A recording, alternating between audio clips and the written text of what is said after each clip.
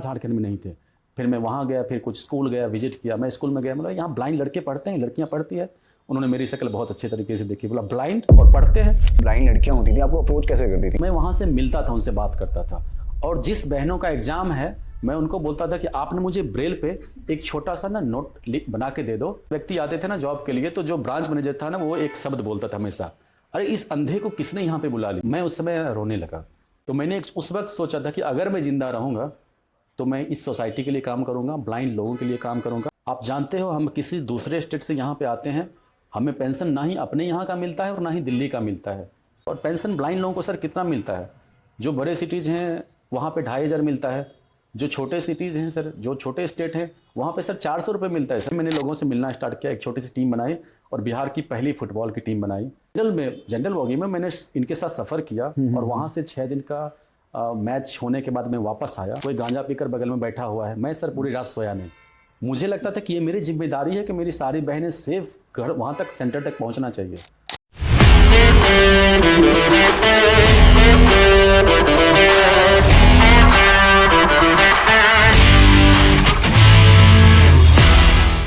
दोस्तों, आपका बहुत बहुत स्वागत है विकसित ऑफ द रिकॉर्ड पॉडकास्ट में। मैं हूं आपका होस्ट शिवम रावत। तो आइए आज जानते हैं उस शख्स के बारे में जिनका आर्मी बैकग्राउंड था, लेकिन उन्होंने समाज के लिए, दृष्टिहीन लोगों के लिए कैसे उनको एजुकेट करके, उनको पढ़ा लिखा कर, उनको एक इंडिपेंडेंट शख्स के तौर पे उनको खड़ा किया। क्या क्या उन्होंने देखा, किस तरीके के लोगों को उनका सपोर्ट आया। तो आइए देखते हैं आज उनके साथ बात करके। राम जी, आपका बहुत बहुत स्वागत है हमारी विकसित पॉडकास्ट में। सर, मैं आपसे सबसे पहला सवाल ही पूछना चाहूँगा कि आपका आर्मी से कनेक्शन क्या रहा है और आपके परिवार का क्या कनेक्शन रहा है? थैंक यू सो मच विकसित फाउंडेशन को और फाउंडेशन से जुड़े सभी लोगों को। मैंने सर आपका ऑर्गेनाइजेशन देखा, वेबसाइट देखा, बहुत बड़ा काम कर रहे हैं। और जो आपने सवाल पूछा कि आर्मी बैकग्राउंड से, जी मेरे फादर CRPF में थे, 58 बटालियन में, और हमेशा वो JNK में ही पोस्टेड रहे। तो जो हमारे अंकल थे बड़े, वो भी CRPF में थे जी। तो एक ना फौज का बैकग्राउंड स्टार्टिंग से बना हुआ था, क्योंकि जब भी एक साल में एक बार जाना और 2 महीने की छुट्टी आना एक साल में, तो वो एक जो दूरियां होती है, ठीक है, तो सबको पता चलता है कि डिफेंस में है, बैकग्राउंड है जी। और एक देशभक्ति की भावना जगती है। तो स्टार्टिंग से थी। उसके बाद फिर मेरे ब्रदर का सिलेक्शन हुआ इंडियन आर्मी में। उसके बाद फिर लगा कि नहीं, हमें भी देश के लिए सेवा करना है, इसका अवसर मिलना चाहिए। लेकिन सर स्टार्टिंग में बचपन में नहीं पता होता है कि आप डिफेंस में कैसे जाओगे और डिफेंस में जाना ही क्यों ज़रूरी होती है, ये पता नहीं होता है। लेकिन मेरे लिए 99 का वो था जब करगिल चल रहा था जी सर। तो उस समय बचपना था, छोटा था। लेकिन जब लड़ाई स्टार्ट हुई, और उस समय सर फ़ोन का ज़माना नहीं था, मुझे याद है कि मैं लेटर लिखता था अपने पापा को हर 2 महीने में जी सर, ठीक है, और वो पहुंचती थी 1.5 महीने में। पहले वो जम्मू जाएंगे, फिर वहाँ से यूनिट में जाएंगे, और उसके बाद उनका 2 महीने 3 महीने तक कोई लेटर वगैरह नहीं है। जब भी ऐसा कुछ हुआ तो गांव में ही आस पड़ोस जितने भी सोसाइटी के लोग होते हैं, उसने बोला कि अब तो खत्म है, अब वापस शायद वो नहीं आएगा। तो ये चीज़ जब सुना ना, तो फिर मम्मी सर रोती थी। तो मुझे लगता था कि उस समय धीरे धीरे समझ आ चुका था कि मेरे फादर लड़ाई में गए हैं और अपने देश के लिए सम्मान की बात है, गर्व की बात है, लेकिन वापस नहीं आएंगे। लेकिन जब लड़ाई ख़त्म हुई, इंडियन आर्मी ने मोर्चा संभाला और हमारी जीत हुई, और CRPF ऊपर तक नहीं चढ़ी, ज़रूरत ही नहीं पड़ी, ज़रूरत नहीं पड़ी सर उनको। तो फिर वापस आए, तो फिर एक ना अलग सा माहौल बन गया कि अरे ये तो जिंदा है ठीक है। फिर सब लोगों की एक होती है ना खुशियाँ। तो फिर मैं धीरे धीरे सोच लेता कि नहीं, मुझे भी फौज ज्वाइन करना है, तो और दुश्मनों से लड़ना है। बचपन से ही आपको आपके घर में ही था पूरा मोटिवेशन? घर में था, तो एक ही सर सपना था कि फौज में जाना है और देश के लिए कुछ करना है, एक जज्बा था उसी समय से। तो सर, क्या आपका फैमिली बैकग्राउंड का आपने बताया कि जैसे आपके फादर साहब हो गए और आपके भाई वगैरह, तो आपके क्या जितनी भी गेम्स वगैरह होते थे, जैसे बचपन में हम खेलते हैं कि भाई मुझे सोल्जर बनना है, जैसे हमारे फंक्शंस होते थे स्कूल में, तो हम भी एनुअल फंक्शन में आर्मी की ड्रेस पहन के जाते थे, या आपके कुछ भी आपका कुछ रहता था, तो कुछ बताइए, थोड़ा शेयर करिए कि कैसा रहता था आपका। सर सच बताओ तो ना, मेरे फादर बहुत ही ज़्यादा स्ट्रिक्ट थे, अभी भी हैं, और मैं आज भी उनसे नज़रें मिलाकर बात नहीं कर सकता हूँ। जैसा आज एक फादर का और एक सन का रिलेशन होता है दोस्ती वाली, वो नहीं थे। तो हमेशा ना स्ट्रिक्टनेस रहा। और पापा कभी भी एक साल में एक बार आते थे, तो इधर उधर से उनको कहीं पता चल जाता था कि ये क्रिकेट खेलता है कुछ, तो हमारी अच्छी क्लासेस लगती थी और बहुत पिटाई लगती थी।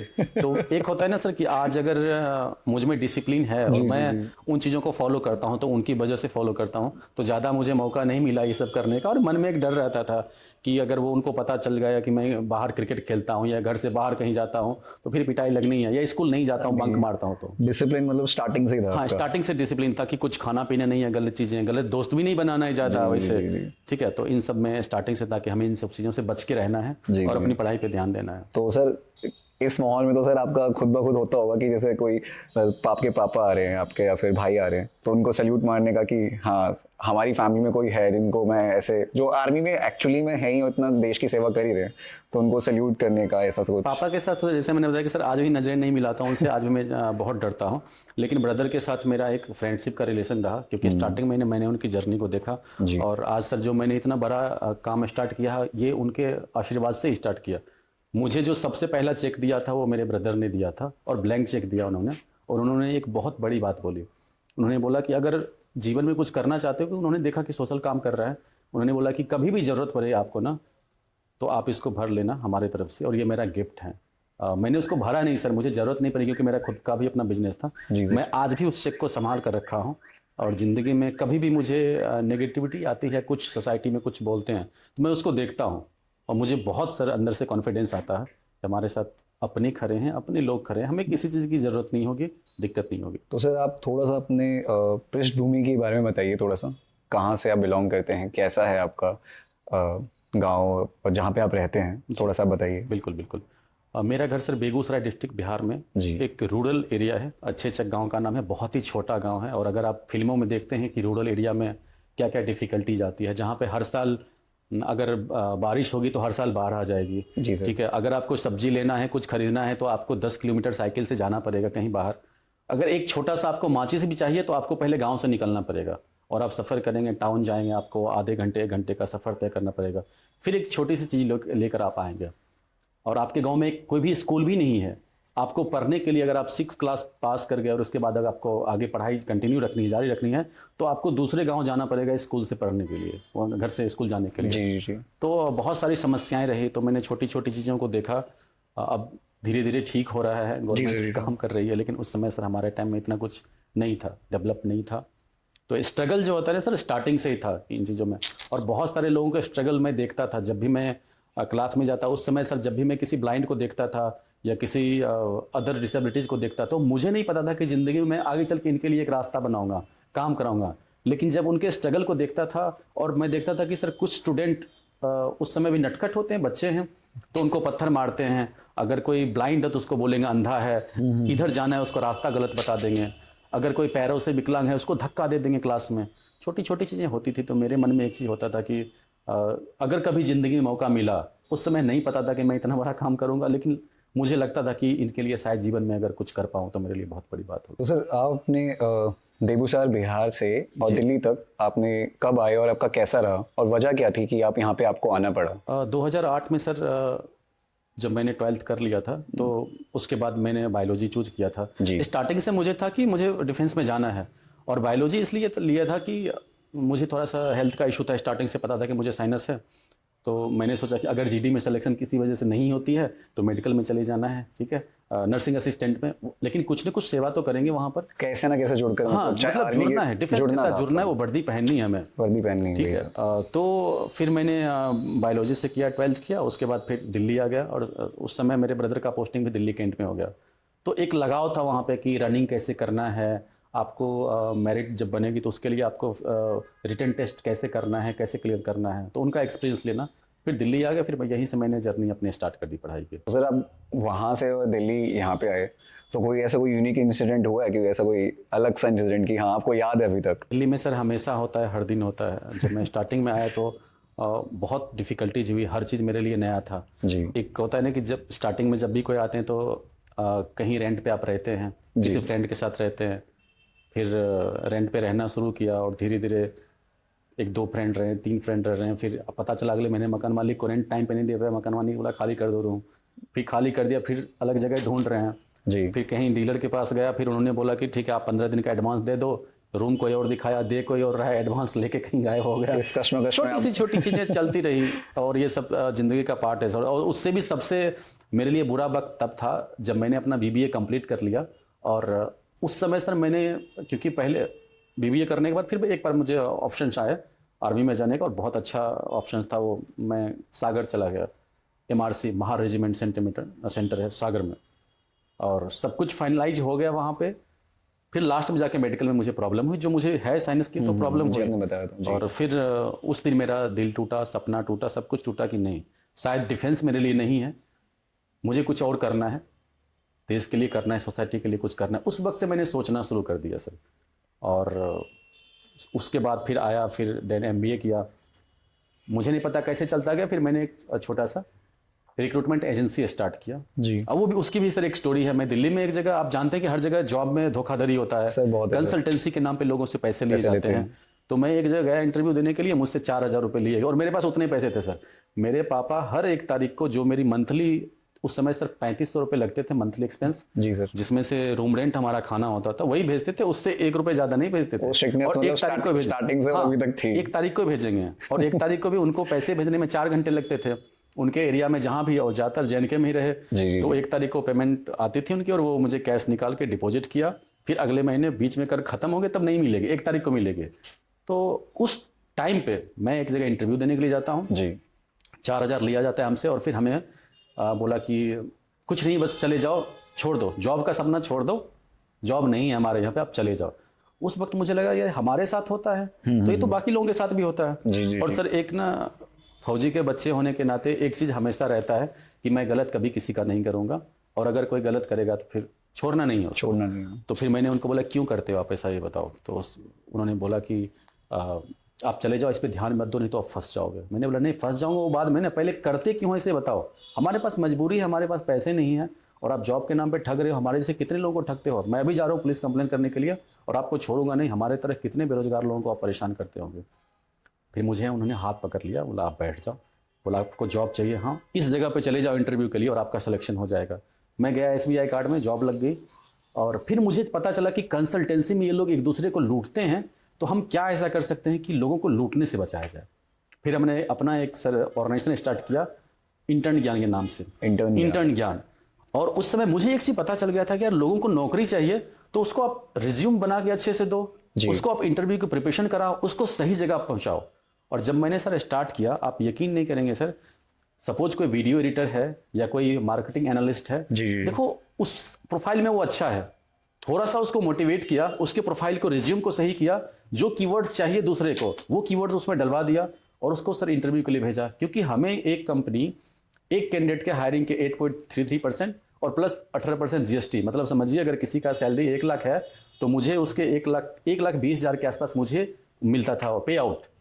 और अगर हमने 1 साल में अगर 50 कैंडिडेट को सिलेक्शन करा दिया तो सर मेरे पास कम से कम 20-22 लाख के आसपास, मतलब रिक्रूटमेंट कंपनी के पास काफी अच्छा आता था रिटर्न, अच्छा रिटर्न आता था साल के, अच्छा रिटर्न, और 7-8 एम्प्लॉय भी थे।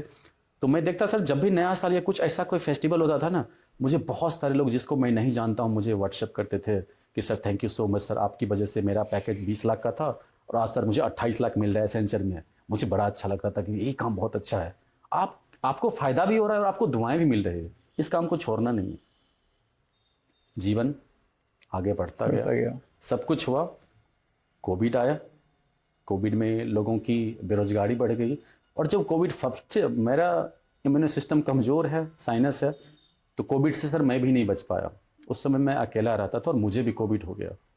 और जब मुझे कोविड हो गया, मेरे ज़िंदगी के लिए, अच्छा एक चीज़ और, मैं जब SBI बैंक में था तो मुझे एक ब्लाइंड पर्सन मिले थे जी, जो बैंक में नौकरी करते थे, और मैं था, जो मेरी पहली जॉब थी वो थी SBI में क्रेडिट कार्ड में। हाँ, आपने बताया जी। तो जब वो ब्लाइंड व्यक्ति आते थे ना जॉब के लिए, तो जो ब्रांच मैनेजर था ना, वो एक शब्द बोलता था हमेशा, अरे इस अंधे को किसने यहाँ पे बुला लिया, मैं तो मेल करूँगा जनरल मैनेजर को, मैं तो बोलूँगा इस अंधे को यहाँ से भगाओ, ये अंधा यहाँ पे क्या काम करेगा।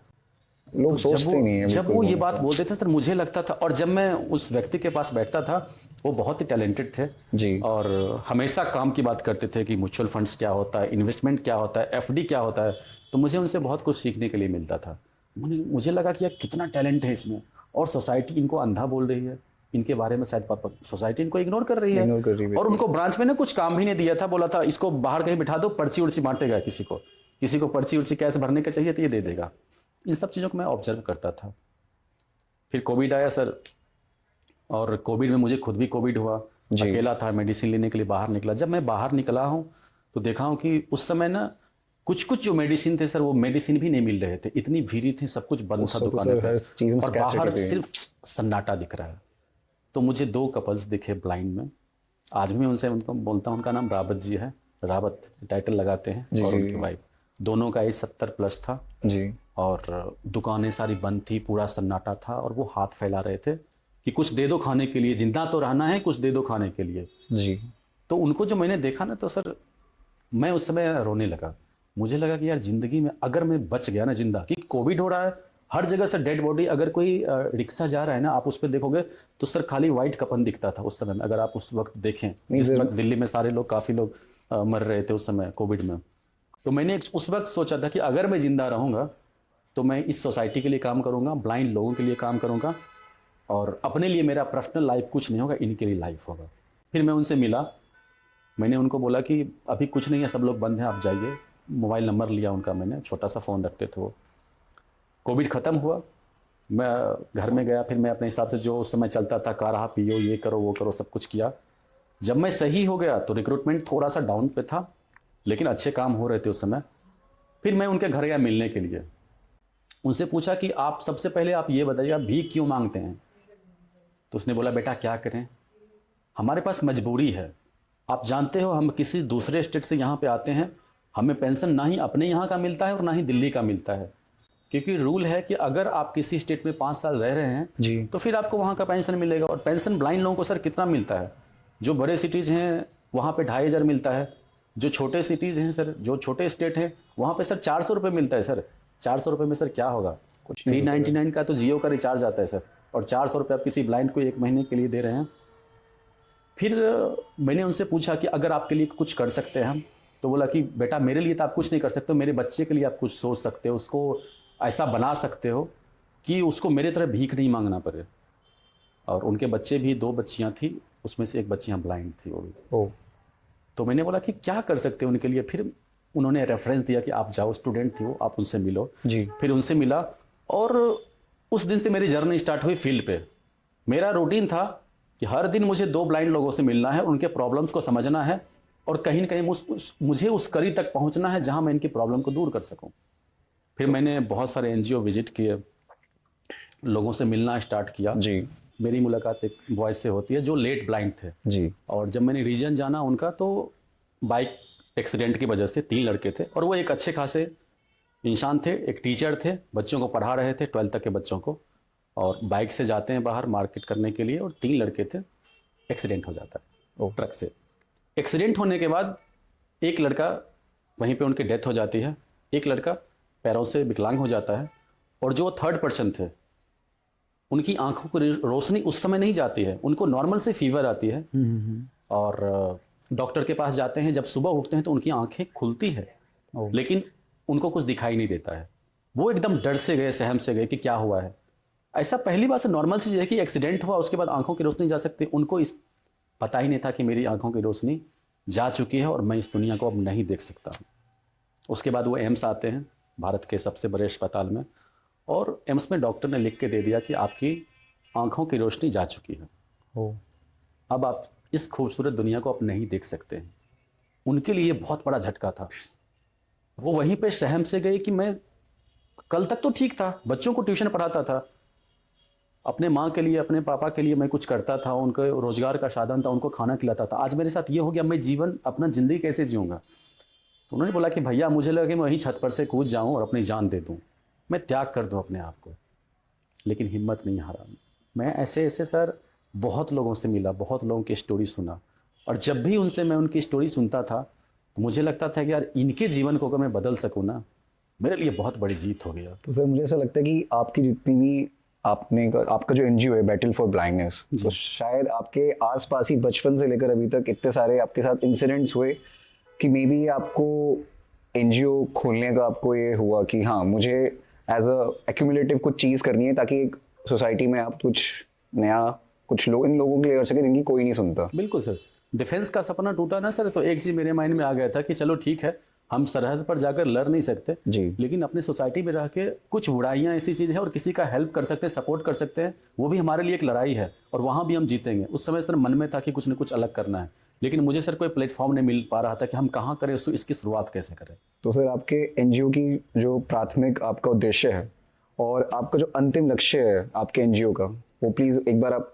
सारे दर्शकों को बताइए। बिल्कुल, बैटल फॉर ब्लाइंडनेस फाउंडेशन का पहला और आखिरी उद्देश्य ये है, किसी भी ब्लाइंड लोगों को अगर ज़रूरत है, अगर वो सीनियर सिटीजन हैं, उनको राशन की ज़रूरत है, उनको रहने में कोई समस्या आ रही है, तो हम उनके लिए काम करेंगे। अगर कोई स्टूडेंट्स है, उसको स्क्राइब चाहिए, राइटर चाहिए, आगे उसकी पढ़ाई पूरी नहीं हो पा रही है, उनके लिए हम सपोर्ट करेंगे। बहुत सारे हमारे साथ ऐसी बहनें जुड़ी हुई हैं जिनके पेरेंट्स नहीं हैं, उनको अगर सपोर्ट करना है फाइनेंशियली एज ए ब्रदर, तो उनका सपोर्ट मैं करूँगा। मेरा सर ऐसा मानना है और हमारे ऑर्गेनाइजेशन का मुख्य उद्देश्य है कि किसी भी ब्लाइंड लोगों की ज़िंदगी में अगर हम चेंजेस लाते हैं और उनको सक्सेस बनाते हैं, तो उनको देखकर फिर हज़ारों लोग आगे आते हैं उनके तरह बनने के लिए, सक्सेस होने के लिए। हमारा मेन उद्देश्य यही है सर, उनको ज़िंदगी में उनके सपनों तक उनको ले जाना। बैटल फॉर ब्लाइंडनेस का मुख्य उद्देश्य है उनके सपनों में उनको हेल्प करना, उनको अपनी मंजिल तक, सपने देखने के लिए वहाँ तक लेके जाना। जी सर। तो सर आपका दिल्ली में ही आपका क्यों ऐसा रहा कि आपने यहाँ पे आपका एनजीओ खोलना है, आपने ये सब कुछ शुरुआत करनी है? और सर आपने बताया जैसे आपका ब्लाइंड कपल थे उनके, आपने सिर्फ जो हॉस्टल बना रखा है, तो सिर्फ लड़कियों के लिए क्यों, लड़कियों के लिए क्यों नहीं? ये सारी चीज़ें आप थोड़ा ये सा सर एक please- बहुत बड़ा सवाल है। समाज में बहुत सारे लोगों ने मुझसे सवाल पूछा, जी कुछ ब्लाइंड लड़कों ने पूछा। जब भी मैं सर फेसबुक पे कोई पोस्ट करता हूँ जी। कि हमने इतने लोगों को स्कॉलरशिप दिया या इस बहन का सिलेक्शन हो गया, तो कुछ लड़के भी मुझसे सवाल पूछते हैं कि अब लड़कियों के लिए ही क्यों। इसकी सर बड़ी अच्छी स्टोरी है, मैं आपको बताता हूँ। जब मैंने सर अपना शेल्टर स्टार्ट किया, शेल्टर स्टार्ट करने से पहले सर मैंने बोला कि लास्ट मेरी स्टोरी वही थी जो वो एक्सीडेंट हुआ था। जी सर, जी सर। और उनका हेल्प किया और मैं वो स्टोरी पूरी करता हूँ कि उनके बाद एम्स में जब उनको डॉक्टर ने बताया कि आप शायद इस दुनिया को नहीं देख सकते हैं, तो वो ब्लाइंड लोगों से मिलना स्टार्ट किया। धीरे धीरे जर्नी आगे गई और जब मेरे तक बात पहुंची, जी सर। मेरे पास फ़ोन आया, उन्होंने बोला कि मैं विकलांग बॉगी में सफ़र कर रहा था और मुझे किसी ने आपके ऑर्गेनाइजेशन के बारे में, उस समय हमारा ऑर्गेनाइजेशन नहीं था सर, नाम नहीं था। मैं एज ए वॉलंटियर बहुत सारे उस टाइम पे मैं लगभग 6 एनजीओ के साथ ज्वाइन कर चुका था एज ए वॉलंटियर। तो मेरे ख्याल से आप इंडिविजुअली ही अपने कर रहा था धीरे-धीरे मुझे हर एक कोई NGO आइडिया में- नहीं था सर कि मुझे एनजीओ बनाना है और मेरा कोई सपना एनजीओ बनाने का नहीं था सर।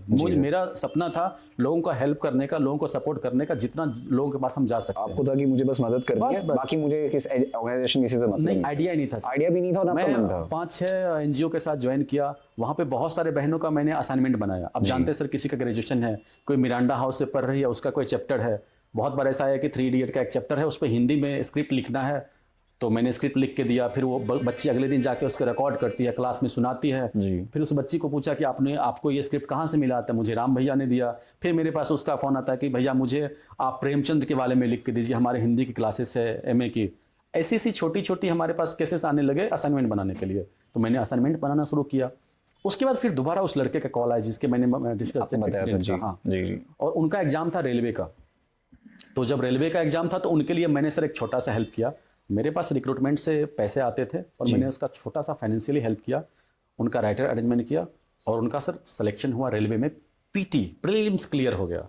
अरे वाह। मेंस तक आगे रास्ता बाकी था, लेकिन जब उनका प्रीलिम्स क्लियर हुआ तो उनकी मदर का मेरे पास सर कॉल आया और उन्होंने बोला, बेटा आपका नाम राम है ना, आप हमेशा ऐसे काम करते रहना, और आपने जो ये खुशियाँ दी ना, मैं इसके बारे में बता नहीं सकता। मैं हमेशा ईश्वर से कामना करूँगी कि आप 100 साल जियो, आप मेरी उम्र आपको लग जाए और आप ऐसे ही सेवा करते रहना। सर मुझे आइडिया नहीं था कि मेरे एक छोटे सपोर्ट से किसी का प्रीलिम्स क्लियर हो जाएगा।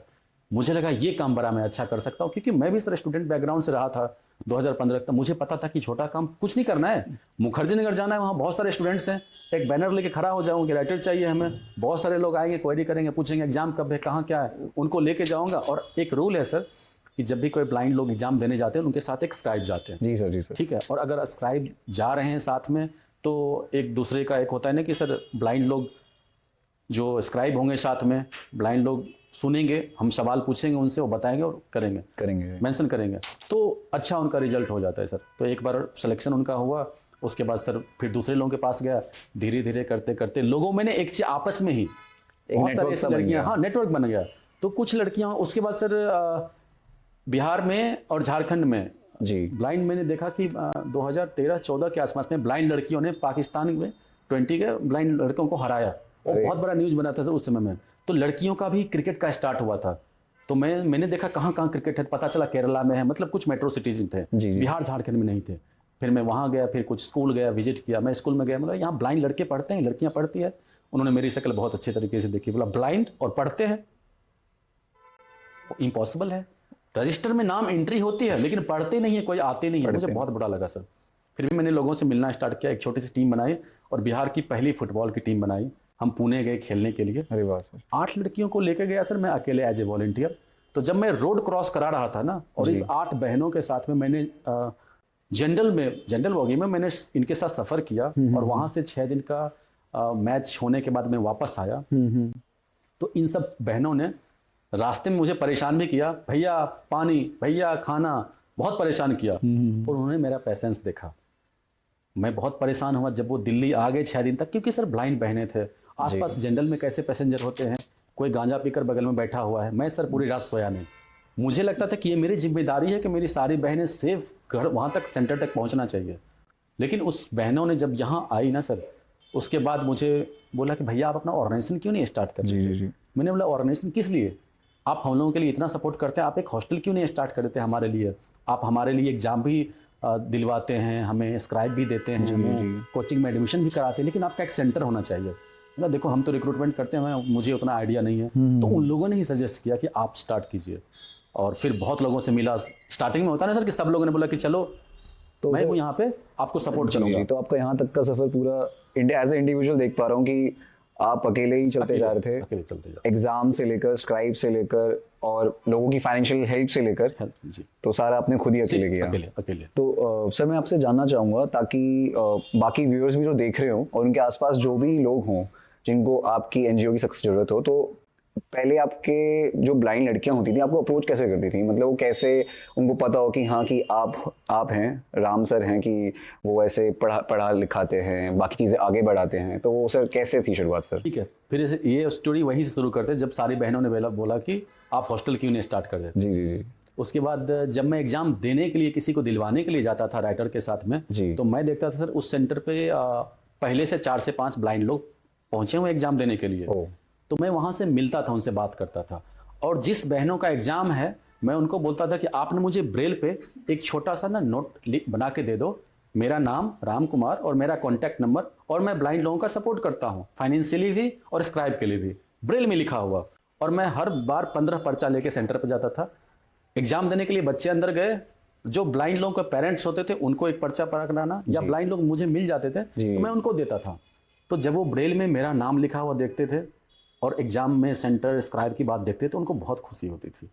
फिर उनका एग्जाम देने के बाद मेरे पास कॉल आता था कि मेरा एग्जाम अच्छा नहीं गया भैया, मुझे आपका सपोर्ट चाहिए। फिर लोग मुझे जानने लगे धीरे धीरे। और सबसे स्टोरी रही कि सर जब बहनों ने बोला कि आप हॉस्टल स्टार्ट करो, तो सबसे पहला हमने द्वारका मोड़ पे 2 बच्चों से सेंटर स्टार्ट किया। 2 बच्चों से आपने स्टार्ट किया? उस वक्त हमारे पास सर लगभग 2.5 लाख के आसपास थे अपने। रिक्रूटमेंट उस समय इसमें इतना बिजी हो गया कि क्लाइंट हमें हायरिंग के लिए जेडी भेजते थे, हम उस पर फोकस नहीं करते थे। मेरा फोकस एग्जामिनेशन पे, इन कामों में ज़्यादा हो गया। जी। तो 2.5 लाख के आसपास उसमें मुझे लगा कि मैं तो कर लूँगा सर। फिर एक रेंटेड बिल्डिंग लिया हमने 22,000 रुपये रेंट पे, और इस बहनों को रखा वहाँ पे, और वहाँ से उनका सब कुछ स्टार्ट किया। मेन स्ट्रगल सर वहीं से स्टार्ट होता है हमारा। तो आपको सर मैं ही जानना चाहूँगा कि कोई भी हम शुरुआत करते हैं ना, वो भी इतनी सुंदर शुरुआत करते हैं, तो आपका सर पहला दिन कैसा था? हमारा सर पहला दिन जो रहा, मैं उसका वर्णन आपको ऐसे कर सकता हूँ कि जब सबसे पहला दिन हमारा सर खराब ही रहा, क्योंकि पहले तो हमने कम से कम 30 से 40 जगह जाके लोगों को बोला कि हमें एक रेंटेड बिल्डिंग चाहिए जहाँ पर मैं ब्लाइंड बहनों को रख सकता हूँ और उनको प्रिपरेशन करा सकता हूँ। तो लोगों ने मुझे सर गलत निगाह से देखा, बोला इसके एज के अकॉर्डिंग कहीं से लगता नहीं है कि ये ब्लाइंड लोगों को हेल्प करने वाला है। ऐसा लोगों ने बहुत कुछ लोग देख कर ही जज करते हैं कि ये जो इंसान है क्या करेगा, क्वेश्चन आने लगते हैं। बिल्कुल। तो लोगों ने हमें रेंट पे जगह भी नहीं दिया। फिर लास्ट में एक मुझे जगह मिल गया, तो उन्होंने बोला कि रेंट इतना लगेगा, ये सब है, और 1 तारीख को टाइम पे देना पड़ेगा। और वहाँ पर भी हमसे रूम के नाम पे 15,000 रुपये एक्स्ट्रा ले लिए गए। ठीक है, बहुत ज़्यादा, और बहुत कुछ थे हमारे पास पैसे, तो फिर उसमें बेड अरेंज करना इनके लिए, इनके अकॉर्डिंग सब कुछ करना। फिर मैंने पूजा में जो, क्योंकि हमें इतने सारे ब्लाइंड लोग जान चुके थे, तो मैंने लगभग 40 लोगों को बुलाया था, इन्वाइट किया था। फिर मैंने सबको प्रेजेंटेशन दिया कि देखो आज से ही हमारा सेंटर जो है बेटर फॉर ब्लाइंडनेस वो स्टार्ट हो चुका है जी। आप सबके आशीर्वाद से और आप सबके कहने से। और स्पेशली हम ऐसे बहनों का हेल्प करेंगे जिनको पेरेंट्स सबसे पहले बेघर करती है, और उनको हम गवर्नमेंट जॉब का प्रिपरेशन कराएंगे, कॉम्पिटिटिव एग्जामिनेशन का, क्योंकि मेरा अच्छा एक्सपीरियंस रहा है। मैंने एक ब्लाइंड लड़के के लिए काम किया और उसका प्रीलिम्स क्लियर हुआ है, तो मैं इन लोगों के लिए करना चाहता हूँ। तो उसी में से 2 बच्ची रेडी हुई रहने के लिए। जी जी जी। अब सर 2 बच्चियाँ ब्लाइंड है और आपके यहाँ एक सेंटर में पहली बार रहने के लिए आ रही है, तो सबसे बड़ा तो सर ये होता है कि उस 2 ब्लाइंड को रखने के लिए आपको एक कुक की ज़रूरत है, एक नॉर्मल स्टाफ की ज़रूरत है, उसको मेट्रो तक छोड़ना है, बस स्टॉप तक छोड़ना है, और उसको सैलरी भी आपको सबको देना है, रेंट बिल्डिंग आपको देना है, रेंटेड बिल्डिंग है, आपको बहुत सारे एक्सपेंस हो गए। मुझे सर इतना आइडिया नहीं था कि इतना ज़्यादा एक्सपेंस होगा, लेकिन मैंने स्टार्ट कर दिया था। अब जब स्टार्ट कर दिया तो उसके बाद सर अगले महीने जिसने भी प्रॉमिस किया था वो गायब हो गए। जब भी रेंट देने की बारी आई तो जिसने बोला था कि मैं आपको रेंट दूंगा, किसी ने बोला था कि मैं आपको सब्जी दूंगा, किसी ने बोला था, सब धीरे धीरे गायब होने लगे। 2 महीने बाद सर मैं टूट गया, मुझे लगा कि अब मेरी हार होगी। और लोगों में सर हमारे पास कॉल आना स्टार्ट हो गया, क्योंकि जो पहली 2 बच्ची आई थी, एक बच्ची को 11th क्लियर कराना था, उसकी पढ़ाई रुकी हुई थी, एडमिशन करा दिया, उसकी पढ़ाई स्टार्ट कर दी जी। जो दूसरी बच्ची थी उसका स्टाफ सिलेक्शन कमीशन का टाइपिंग का क्लासेस था, एग्जामिनेशन का, तो वो स्टार्ट करा दिया। हर दिन मेरा ड्यूटी होता था सर उसको क्लासेस तक लेके जाना, लेके आना, और आगे अपना 4 घंटा पढ़ाई करती थी, ऑनलाइन में जो हेल्प कर सके उनका, उनकी पढ़ाई स्टार्ट हो चुकी थी। और 2 महीने जब हो गए तो हमारे पास और कॉल आने लगे, सबको पता चला कि अरे यहाँ तो इन हाउस टाइपिंग क्लासेस भी है, अच्छी क्वालिटी खाना मिलती है, सेफ है, और सबसे अच्छी बात है कि यहाँ एक भी कोई मेल नहीं है। क्योंकि सर एनजीओ में मैंने बहुत सारे एनजीओ में काम किया, बहुत चीज़ें देखा सर, तो मुझे एक पता था कि हमें गर्ल्स के लिए और उसकी सेफ्टी के लिए कुछ चीज़ों को हमें दूरी रखना है, जिसे हम मेल स्टाफ से दूर रखते हैं। हमारे सारे स्टाफ फीमेल्स हैं सेंटर पे जी सर। तो मैंने ये किया। उसके बाद धीरे धीरे उस बहनों का ना एग्ज़ाम हुआ था MTS का, और उसका MTS क्लियर हो गया एग्जाम प्रीलिम्स। 1.5 महीने बाद LDC का एग्ज़ाम हुआ, वो भी एग्ज़ाम क्लियर हो गया। जब उसका एग्ज़ाम क्लियर हुआ ना, हमारे पास सर बहुत फ़ोन आने लगा हॉस्टल के लिए, तो हमने अपने अकॉर्डिंग 4 बच्चों को और बढ़ा दिया। अब बच्चे हो गए 6। 2-2.5 महीने के बाद जो मेरे 2.5 लाख रुपए थे वो खत्म हो चुके थे जी सर, क्योंकि रेंटेड स्टाफ को इतनी सर्विस प्रोवाइड करा रहे हैं, मैं देख पा रहा हूं, एजुकेशन से लेकर खाना पीने से लेकर ये सारी चीजें। और जर्नी जो रही सर फर्स्ट डे की, फर्स्ट डे खाना खिलाया, हमें पता था अब इनको नाश्ता कराना है, अब इनको रात का खाना के लिए अरेंजमेंट करना है। मेरे हाथ में सर हमेशा बैग ही होता था, कभी मैं आलू लेने जा रहा हूँ, कभी मैं दूध लेने जा रहा हूँ, कभी किसी को सेंटर तक छोड़ रहा हूँ। ऐसे स्टार्ट हुई सर, और उस दिन दुख हुआ कि लगा कि अब सेंटर बंद होने वाला है, पैसे खत्म हो चुके थे सर। फिर मैंने कोटक महिंद्रा उसमें 2 लाख का लोन लिया। आपने 2 लाख का लोन लिया? हाँ, अभी 1-1.5 महीने पहले उसका लास्ट EMI 9,000 के आसपास गया है लास्ट, अब खत्म हो चुका है। खत्म हो चुकी है हाँ। मैंने लिया क्योंकि ना सर जब हमने काम स्टार्ट किया ना, बहुत सारे लोगों की उम्मीदें थे, और मैं कभी नहीं चाहता था किसी की उम्मीद टूट पाए। लेकिन हमेशा होता ना सर, जब भी कोई आप बड़ा काम करते ना, ईश्वर किसी न किसी रूप में किसी न किसी को जरूर भेजते हैं। कहीं ना कहीं से तो मदद आई जाती है। जब मुझे दिक्कतें हुई, एक फाउंडेशन करके आई, उन्होंने मेरा काम देखा और मुझे उन्होंने सपोर्ट किया फाइनेंशियली जी। फिर वो सपोर्ट खत्म होने वाला था, फिर लोग बढ़ने लगे थे, फिर दूसरी फाउंडेशन आई जिन्होंने मुझे सपोर्ट किया। उसके बाद एक देवी के रूप में एक दीदी आई, और उन्होंने जब मुझे देखा, सब कुछ समझा, उन्होंने बोला कि राम चिंता करने कोई बात नहीं है, दुनिया में बहुत अच्छे अच्छे लोग हैं, तुम्हारा सेंटर चलेगा, तुम रन करोगे और अच्छा होगा। उसी बीच में सर हुआ, मकान मालिक ने हर दिन ने सर, वो बहुत बड़े पॉलिटिशियन थे, तो उनको लगता था कि ब्लाइंड लोग रहते हैं, लड़कियां रहती है, मैं जब मर्जी बिना किसी इजाज़त के मैं वहाँ एंट्री कर लूँगा। अच्छा। और मैंने वहाँ पे एक बोर्ड लिख के रखा था कि बिना मेरे परमिशन के कोई भी मेल, चाहे वो डिलीवरी बॉय क्यों नहीं, वो अंदर नहीं इन करेगा। तो वो एक दिन आ गए तो मुझे बच्चियों ने फ़ोन किया, जो वार्डन थे, कि भैया रूम ओनर आए हुए हैं। मैंने कहा रूम ओनर आए हुए हैं, मेरे बिना परमिशन कैसे आ गए? हालांकि वो बहुत बड़े पॉलिटिशियन थे, लेकिन मैंने बोला मेरे बिना परमिशन कैसे आ गए? मैंने उनसे पूछा, नमस्ते किया, सर आप?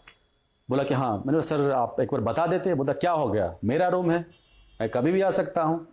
ये चीज़ मुझे सर बहुत बुरी लगी, और मैंने बोला सर ये पॉसिबल नहीं है, अब लड़कियाँ रहती है सर, ब्लाइंड रहती है, इनके सेफ्टी का सवाल है। और वो ड्रिंकिंग किए हुए थे सर, ड्रिंकिंग किए हुए थे सर। मुझे बहुत गुस्सा आया सर। मैंने वही बोला ना कि एक फौज वाली फीलिंग आ जाती है सर जब भी कुछ ऐसा कुछ देखता हूँ। जी जी।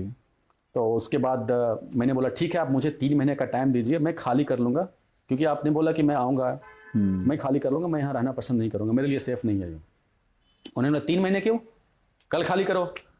सर जब बोल दिया कल खाली करो, तो मैंने ठीक है सर, देखता हूँ, मैं कोशिश करता हूँ, जितना जल्दी होगा मैं यहाँ से चला जाऊँगा। जी जी। और उस वक्त सर मेरे पास पैसे भी नहीं थे, बहुत सारे प्रॉब्लम थे, और रूम मिलना, रूम कोई देगा नहीं आपको। फिर रूम मैंने मिलना रूम ही मुश्किल है ढूंढना, सर फिर बहुत। हमारी चेन वहीं से स्टार्ट हुई। फिर मैंने रूम देखना, गर्ल्स के लिए हॉस्टल देखना स्टार्ट किया। जी फिर हॉस्टल देखने के स्टार्ट में एक जगह गया तो वहाँ एक मुझे रूम पसंद आ गया, 3 BHK अच्छा था। वहाँ पे 4 लोग मिले मुझे हट्टे कट्टे से, वो अलग लैंग्वेज बात करें। जब उन्होंने सुना कि ब्लाइंड लड़कियों के लिए काम करूँगा, बोला ये तो बड़ा अच्छा है, ले आप मज़े करेंगे। ये जो सर शब्द बोला ना, मज़े करेंगे, मुझे बहुत तकलीफ हुई सर। मैंने उसको बोला, मैं अपने आप को रोक नहीं पाया। मैंने बोला कि आप मज़े कर सकते हो, लेकिन उसके लिए फिर आपको तिहाड़ जाना पड़ेगा, और अगर आपने रास्ता देखा हुआ है तिहाड़ का तो फिर ठीक है। ये बिल्कुल ठीक बोलकर कहा वहाँ से निकल आया, घर आया, मैं बहुत रोया सर। मैंने बोला यार क्या सोसाइटी है यार, किसके लिए काम करना है।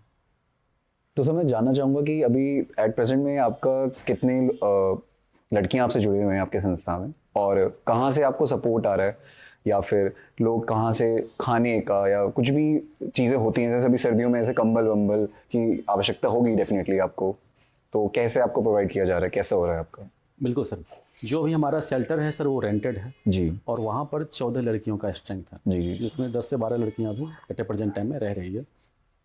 इसके अलावा हमारा जो दूसरा प्रोजेक्ट है, जी उसमें ऐसे बहनों को जिनके पेरेंट्स नहीं हैं, जिसके फादर ने अपने बच्चों को छोड़ दिया है, बच्चे कहीं मासी के यहाँ या बिल्कुल अबेंडेंड है, जी उनके लिए हमारा मंथली स्कॉलरशिप का प्रोग्राम चलता है, फाइनेंशियल असिस्टेंट का, जिसमें हर महीने उनको हम 1200 उनको प्रोवाइड करते हैं। ऐसी कम से कम 20 से 25 बच्चियाँ हैं जिनको हर महीने हम सपोर्ट करते आ रहे हैं, पिछले जब से हमारा ऑर्गेनाइजेशन हुआ तब से। तो सर यानी कि आपके जितने भी बच्चे हैं जुड़े हुए, तो उन सबके लिए आप एजुकेशन तो कर ही रहे हैं? जी एजुकेशन तो है ही कि आपको यहाँ तक पढ़ना ही पढ़ना है जी। प्रॉपरली। एजुकेशन के अलावा सर मंथली फाइनेंशियल सपोर्ट, देखो सर ठीक है बस में वो जाते हैं, उनका किराया नहीं लगता है, जी। लेकिन सर वो कहीं फोटोकॉपी कभी कराने ही जाएंगे ना, फोटो स्टेट में भी, तो उनको 2 रुपये देना पड़ेगा। जी। उनको कॉलेज का फीस करना है, वो उनको करना ही देना ही पड़ेगा। पड़ेगा। उनके अपने कपड़े हैं, उनके अपने बहुत सारे एक्सपेंस होते हैं सर। आप जानते हैं हर महीने कोई ना कोई वैकेंसी आ जाती है, जब भी एक नॉर्मल भी कोई फॉर्म भरेंगे तो उनको 500 रुपये के आसपास जाएगा सर। जी सर। बहुत सारी बच्चियों से मैंने ये सुना कि उसके 1 साल 2 साल बर्बाद हो गए। क्या रीजन था कि उसके पास 200-250 रुपये फॉर्म भरने के लिए पैसे भी नहीं थे। मैंने बोला मैं इस कमियों को दूर करूंगा, और उस दिन से सर आज का दिन है, आज के डेट में हर महीने जो हमारी बच्ची हैं उनको तो हर महीने स्कॉलरशिप मिलता ही है जी। 1200 का। इसके अलावा बाहर का भी बहुत सारे ऐसी बच्चियां हैं जिनके पेरेंट्स नहीं हैं, मैं उसको भी हर मंथ स्कॉलरशिप देता हूँ 1200 का।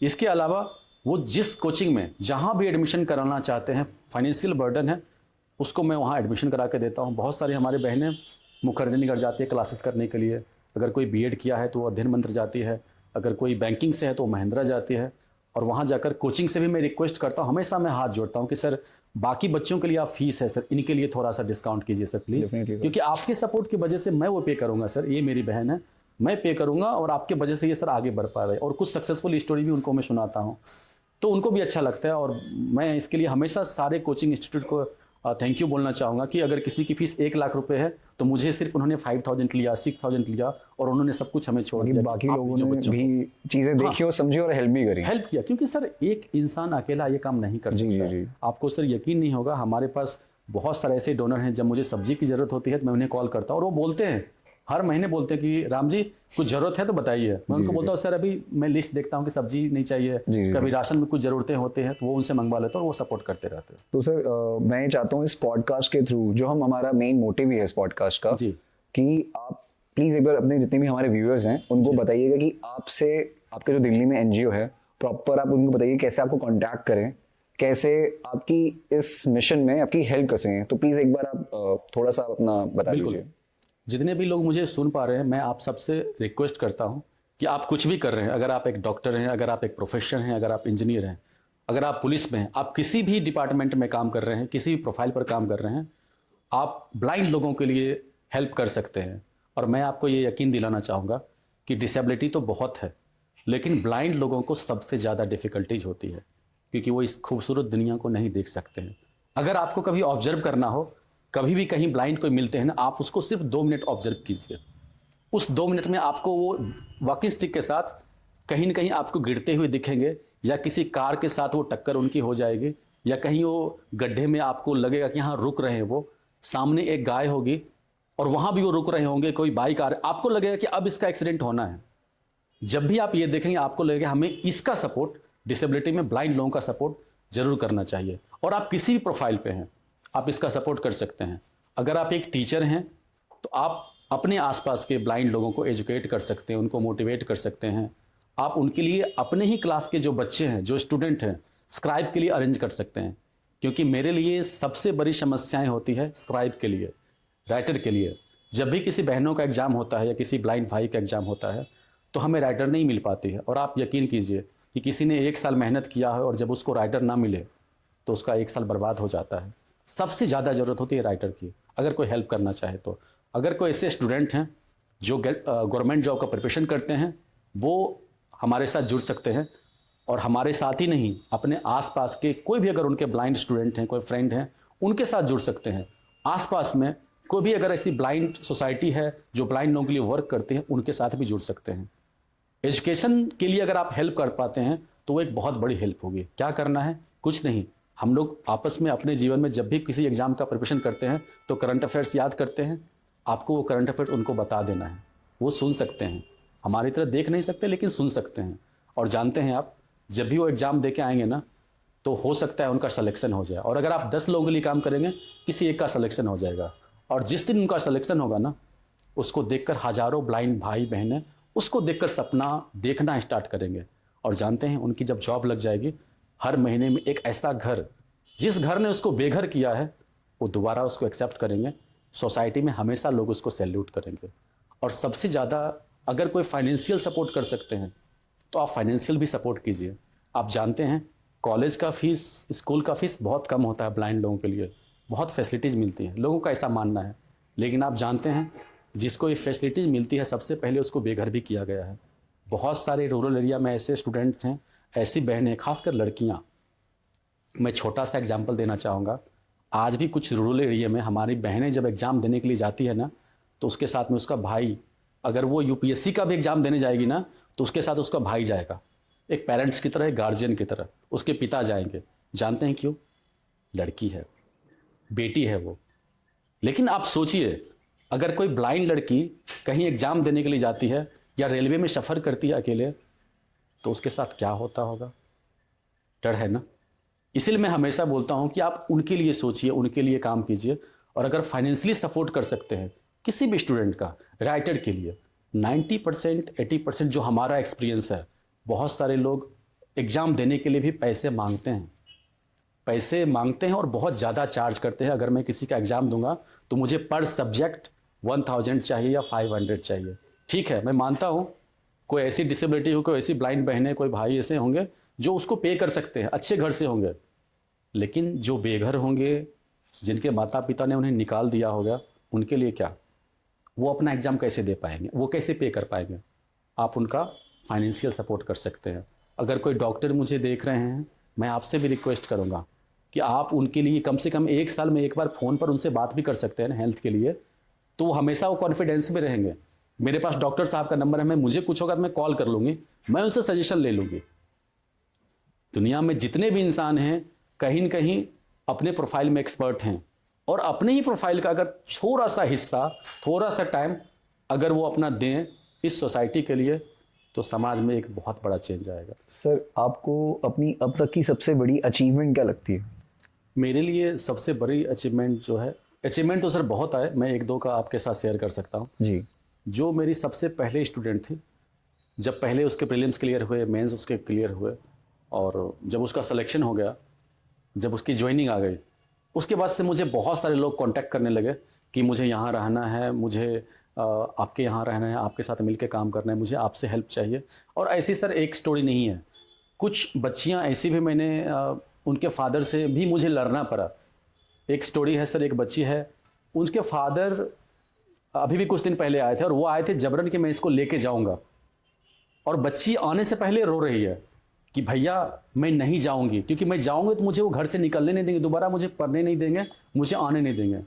तो मैंने उससे पूछा, क्योंकि देखिए सर, एक मम्मी नहीं है उसके और घर में कोई नहीं है उसके, और फादर उसके इधर उधर बाहर जो भी होता है, रिक्शा वगैरह चलाना, तो उसके साथ कहीं ना कहीं उसको डर था इस चीज़ का, हमें कि घर लेके जाएंगे, मैं दोबारा पढ़ नहीं पाऊंगी। फिर मैंने बोला तुम क्या चाहते हो बहन? तो बोली कि मैं यहाँ रहना चाहती हूँ, यहीं पढ़ना चाहती हूँ। उसके बाद फिर वो आए, मैंने रिक्वेस्ट किया, मैंने उनको समझाया, वापस वो चले गए। और उसके बाद फिर से अभी एग्ज़ाम वगैरह दे रही है। ऐसे ऐसे छोटी छोटी सारी बहुत सारी स्टोरी है। और कि कुछ न कुछ सर, जब उनके लाइफ में चेंजेज आता है तो फिर लगता है कि नहीं, ये एक बहुत बड़ी बात है। एक छोटा सा भी चेंज उनकी लाइफ में आप जो ला रहे हो, और वो चेंज नहीं बोलूँगा, बिल्कुल एक 360 चेंज है कि उनके लिए बहुत ज़्यादा एजुकेशन, मुझे जो पर्सनली आपकी चीज़ अच्छी लगी आपके एनजीओ की और आपकी, कि आप एजुकेशन के लिए उनको पावरमेंट कर रहे हैं। ऐसे नहीं कर रहे कि सिर्फ उनको आप रहने के लिए या कुछ सुविधाएं प्रोवाइड करवा रहे हैं। आप प्रॉपरली एजुकेशन, एक पढ़ाई उनके लिए वो चीज़ करें कि उनका एक तरह से एक टूल हो, उनके लिए क्या बोल सकते हैं, वो एक वेपन हो कि हाँ उस चीज़ से वो आगे अपनी दुनिया में खुद के लिए भी खड़े हो पा रहे हैं और दूसरों के लिए भी वो मोटिवेट कर पा रहे हैं उस चीज़ के लिए। बिल्कुल, मैंने देखा ना सर कि जब हमारे यहाँ से एक बच्ची का सिलेक्शन हुआ मिनिस्ट्री ऑफ डिफेंस में, जी। जब मेरे पास कॉल आने लगे, लोगों के रिस्पॉन्स आने लगे बच्चियों के, तो फिर मुझे लगा कि नहीं, अगर ये सक्सेस हो सकते हैं तो फिर हमें इनका सपोर्ट करना चाहिए। जी। और उसके बाद फिर मुझे लगा कि नहीं, ये रुकना नहीं चाहिए। और अब सर आपको हर बार, अभी जैसे सीजीएल का एग्जामिनेशन हुआ है, जी। तो एक बॉयज़ का और 2 गर्ल्स का प्रीलिम्स क्लियर हो चुका है, मेंस एग्जाम है अभी आने वाला है, होने वाला है। जी सर। तो सर एक रास्ता बन चुका है, और इसमें से मुझे लगता है कि सर अगर 1 साल में हमारे 30 बेनिफिशरीज हैं और इसमें से अगर 10 लोगों की सिलेक्शन होती, जो कि डेफिनेटली होगा, जी सर। तो वो एक बहुत बड़ा चेंज है सर। इस 10 को देखकर फिर हजारों लोग खड़े होंगे आगे, मेन पॉइंट कि सर मुझे वही है। पढ़ना है, मुझे आगे बढ़ना है। जी जी जी। और मैं सर ना एक ब्रदर की तरह सबके साथ पेश आता हूँ हमेशा।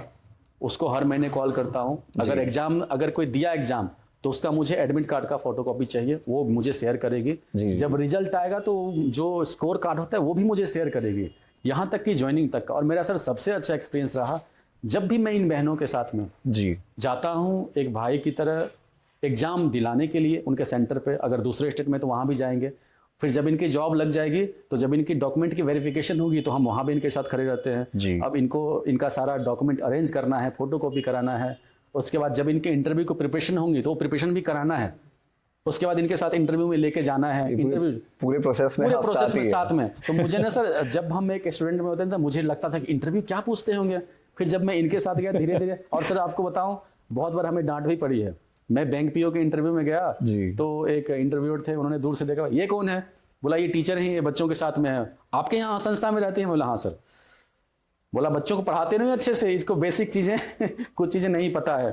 तो मैं बाहर निकला, फिर मैंने उसको बोला तुम्हें इतना कुछ पता है, तूने बताया क्यों नहीं? बोला भैया ये सवाल आपने नहीं बताया था, बाकी तो आपने बताया था, आपने ये सवाल नहीं बताया। तो मैं जब भी किसी को क्लास से ऐसे देता हूँ तो उसको बोलता हूँ देखो कम से कम बेसिक चीजें याद रहना चाहिए, जो पढ़ाता हूँ वो तो याद कर लो। इंटरव्यू में बाहर निकलोगे बोलोगे भैया आपने ये नहीं बताया था, तो चलता रहता है, थोड़ा थोड़ा सा अच्छा लगता है, परिवार का हिस्सा है सर ये। जी सर। तो सर हमारा नेक्स्ट टॉपिक है रैपिड फायर क्वेश्चन है। जी। तो आप जितने मैं आपसे सवाल पूछूंगा आपसे एक एक वर्ड में या जैसा आपको ठीक लगे उनके वर्ड्स में आंसर दीजिएगा। बिल्कुल। तो सर अगर आप एक दिन के लिए आर्मी जनरल बन जाएं तो पहला ऑर्डर क्या होगा सर? पहला ऑर्डर सर ये होगा कि जितने भी जूनियर्स हैं जी। वो सीनियर के साथ खाना खाएंगे, सबको एक जैसा अच्छा फील हो, किसी को कभी ये फील ना हो कि हम छोटे हैं या हमारा प्रोफाइल छोटा है। मैं ये करूँगा सर। Okay sir. आप लाइफ का, सर आपकी लाइफ का फेवरेट फूड जो आपको एनर्जी देता हो? मैं तो सर नॉर्मल साग सब्जियों पे ज़्यादा फोकस करता हूँ, मेरे लिए वही सब कुछ है सर। अगर एक सुपर पावर मिले सर आपको तो आप फ्लाइंग चुनेंगे या माइंड रीडिंग चुनेंगे, और क्यों चुनेंगे सर? उसका रीजन भी। मैं माइंड रीडिंग चुनूंगा सर, क्योंकि मुझे थोड़ा इसमें इंटरेस्ट है स्टार्टिंग से ही, और मैं थोड़ा सा, मुझे अच्छा लगता है माइंड को पढ़ना इन सब चीज़ों में जी। और सर कोई ऐसा एक बॉलीवुड सेलिब्रिटी जो बैटल फॉर ब्लाइंडनेस आपका एनजीओ है को उसका ब्रांड एम्बेसडर बन सके? मैं सर अक्षय कुमार को चुनूंगा। हाँ। अगर एक दिन के लिए आपको दिल्ली ट्रैफिक मैनेज करना हो तो सर कौन से 3 रूल आप बनाएंगे सर? 3 रूल? जी सर। रूल में सर सबसे पहला रूल ये मैं बनाऊँ कि लोग सबसे पहले जो रूल है उसको फॉलो करें। दूसरा रूल सर ये बनाऊंगा कि जितने भी आप देखोगे कि सर जो रूल तोड़ते हैं कहीं ना कहीं वो पैसे देकर बच जाते हैं, तो वो पैसे ना पे कर पाए और उनको इतना पनिशमेंट मिल जाए कि वो अगली बार रूल ना तोड़े। तीसरा सर मैं ये देखूंगा कि अगर कोई भी ऐसे वाहन जो रास्ते पे नो पार्किंग में खड़ा करते हैं और जिसकी वजह से कभी दुर्घटनाओं का शिकार भी नॉर्मल लोग भी हो जाते हैं, उसकी गाड़ी जब पकड़ी जाए तो मैं तो रिक्वेस्ट करूंगा कि उसको 1 महीने तक छोड़ो ही मत, ताकि कभी भी वो दोबारा कोई गलती ना करे ऐसे। अगर आप अपनी लाइफ का पे एक मूवी बनाएंगे तो उसका सर टाइटल क्या होगा? हमारा संघर्ष। और सर आपके फाउंडेशन के हॉस्टल का नाम एक मूवी टाइटल से रिप्लेस करना हो तो कौन सा टाइटल परफेक्ट लगेगा आपको? चक दे इंडिया। और सर अगर आपको एक गाना डेडिकेट करना हो ब्लाइंडनेस फाउंडेशन पर के एफर्ट्स के लिए, तो कौन सा होगा सर वो? भी आज भी हर दिन एक ही गाना है मेरे लिए, जी। इतनी शक्ति हमें देना दाता, ठीक है। मैं हर दिन सुबह सुनता हूँ अंकुश का वो जी। सॉन्ग, और उस गाने से मैं मोटिवेशन मुझे मिलता है, और हर दिन मैं सुनता हूँ और मोटिवेट होकर अपना दिन का काम के लिए निकलता हूँ सर। मैं हर दिन यही गाना मेरे लिए है। Okay sir, thank you sir. तो राम से मैं आपसे पूछना चाहूंगा कि कभी आपको किसी का कॉल आया है कि आप उनकी मदद नहीं कर पाए, तो आपको फिर कैसा रहा फिर आपका ये एक्सपीरियंस? बहुत बार ऐसा होता है सर कि अगर किसी को पता चला मेरे बारे में, मेरे फाउंडेशन के बारे में, कि वहाँ पे एक शेल्टर है और वहाँ से आपको फाइनेंशियल सपोर्ट मिल जाएगा या वहाँ पे हॉस्टल मिल जाएगा जी। और जब भी मेरे पास कॉल आता है कोई बच्चियों के कि मुझे ज़रूरत है हेल्प की, मुझे आगे स्क्राइब नहीं मिल पा रहा है, मुझे राइटर की ज़रूरत है, मैं अपने लिए बहुत कोशिश करता हूँ, जितने भी वॉलंटियर्स हैं सबको मैं एक्टिव करता हूँ कि इनको राइटर मिलना चाहिए एट ए टाइम पे।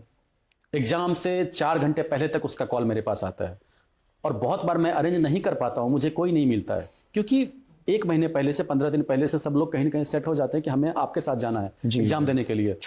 उस वक्त जब उसका एग्ज़ाम नहीं होता ना सर, वो वापस खाली और लौट जाती है ना, तो मुझे बहुत तकलीफ होता है। और मैं सच बताऊँ तो सर, मैं उस दिन खाना भी नहीं पाता हूँ। मुझे लगता है कि यार आज मुझसे कोई अपराध हो गया, मैं ये काम नहीं कर पाया, और हमेशा सोचता हूँ कि ये आखिरी दिन होगा, आज के बाद कभी भी ऐसा दिन ना आए कि मैं मुझसे कोई हेल्प मांगे और मैं उसको पूरा ना कर पाऊँ।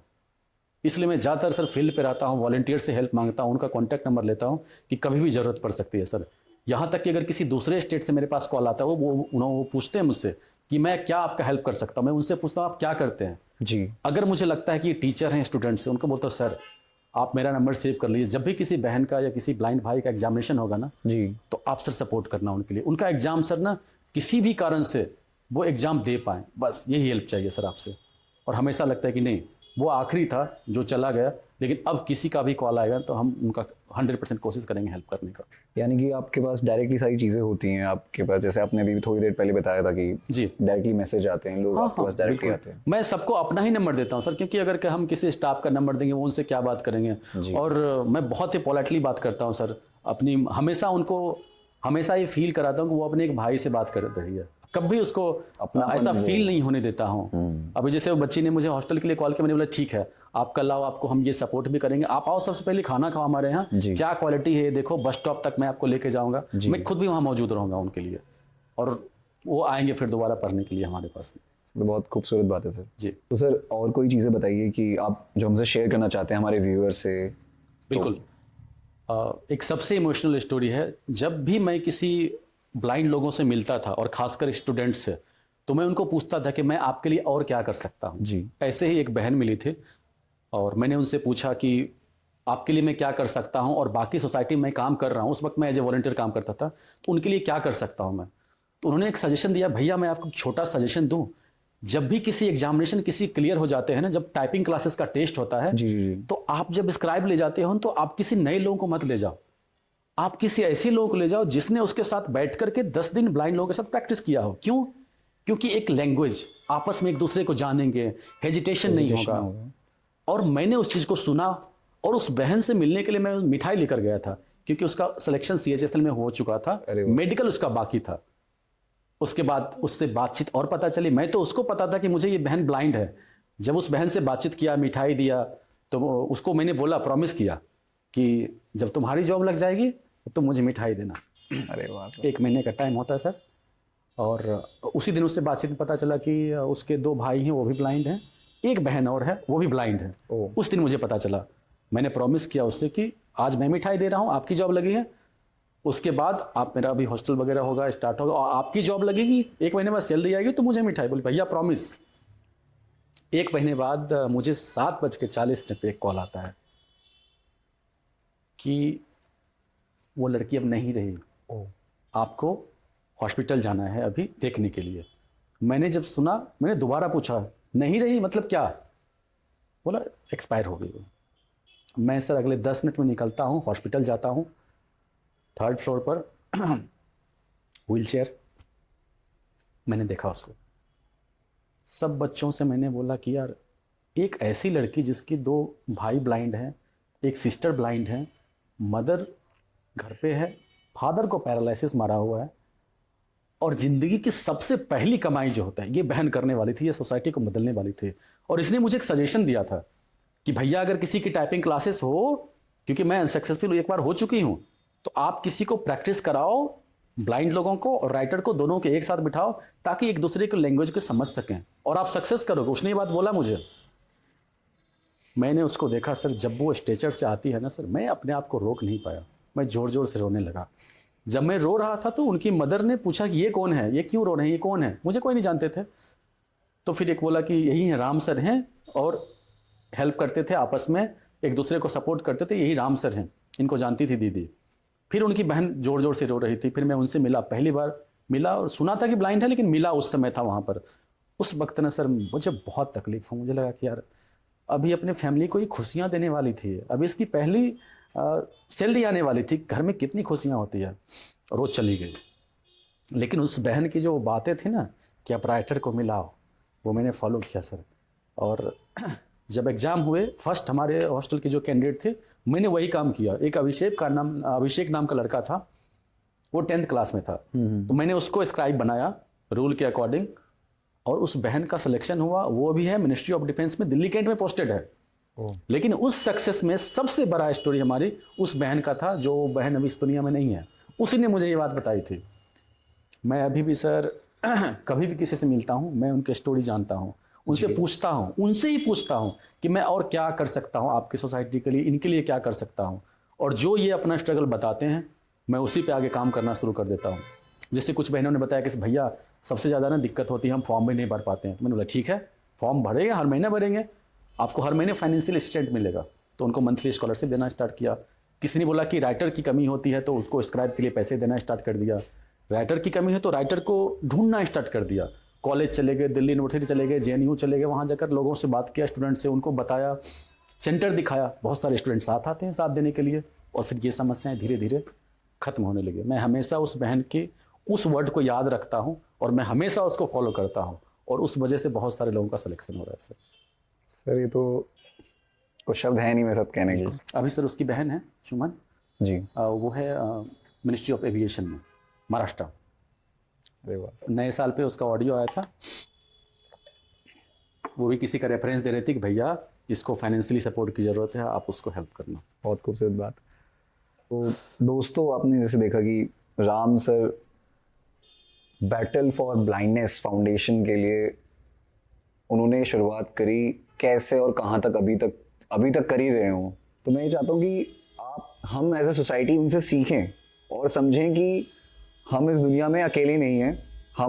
हमें किसी ना किसी एक एम के लिए, किसी कुछ काम के लिए बना रखा है, और इस चीज़ को हम समझकर करें कि पूरी दुनिया ही एक है।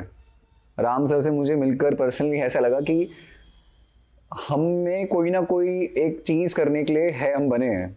सर जैसे आर्मी में जाना चाहते थे, और मैं कहता हूँ कि वो चीज़ शायद उनको कहीं और, वो जहाँ पे वो अनसक्सेसफुल हुए और अब जहाँ पे वो हैं, तो शायद वो अब सोचते होंगे कि बिल्कुल ठीक ही हुआ जो हुआ, अच्छे के लिए हुआ। आज हमारे वजह से इतने लोगों का अच्छा हो रहा है। जी, तो अच्छा लगता है कि ईश्वर ने जो भी चुना, जो भी दिया हमें, वो एक्सेप्ट। जी। तो आप सभी व्यूअर्स से मैं यही कहना चाहूँगा कि आप भी ऐसे ही स्टोरीज और ऐसे ही लोगों के साथ जुड़ें, उनकी मदद करें, उनको समझें, और ऐसे ही कई लोग हैं जिनको हमारी मदद की और हमारे साथ की ज़रूरत है। सो बहुत बहुत धन्यवाद इस पॉडकास्ट सुनने के लिए।